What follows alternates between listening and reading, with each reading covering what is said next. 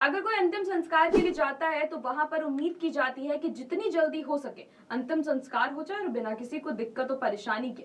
अगर ये काम हो जाए तो ज्यादा ठीक रहता है। लेकिन आजकल ये नियम काशी पर लागू नहीं होता है। काशी का किस्सा कुछ अलग तरह का है। काशी में जिस तरीके से अंतिम संस्कार के लिए लाइनें लगी, उसने लोगों को कोरोना काल याद दिला दिया, जब यूपी के लगभग हर शमशान घाटों पर लाइनें लगती थी। आजकल कुछ इसी तरीके से हालात हैं। उस समय कोरोना महामारी थी और इस समय अंतिम संस्कार में बाढ़ सबसे बड़ी बाधा बन रही है। इसी वजह से काशी के ज्यादातर घाटों पर अंतिम संस्कार के लिए लाइनें लगी।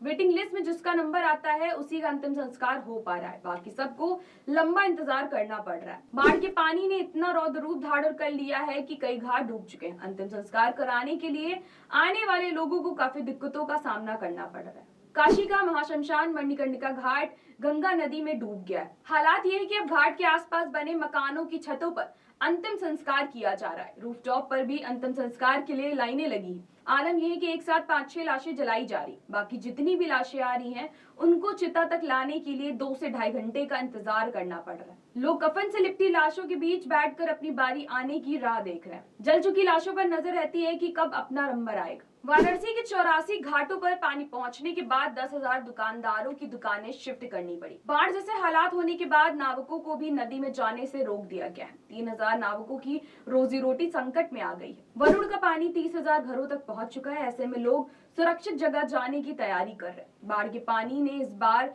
जिस तरह से लोगों को परेशान किया है, उससे लोगों के पास पलायन करने के अलावा दूसरा और कोई रास्ता नहीं बचा है। जहां लाशें जलाई जा रही हैं वहां पर खड़े होने की भी जगह तक नहीं है। घाट तक पहुंचने के रास्ते पर लंबी लंबी लाइनें लगी। बारिश और बाढ़ के पानी के कारण लकड़ियां भी भीग चुकी हैं, इसीलिए अंतिम संस्कार के लिए ज्यादा से ज्यादा वक्त लग रहा है। कई घाटों पर हालात ये हो चुके हैं कि उनके पास बनी कॉलोनियों की गलियों में अंतिम संस्कार करना पड़ रहा है, क्योंकि घाट पूरी तरीके से जलमग्न हो गए हैं।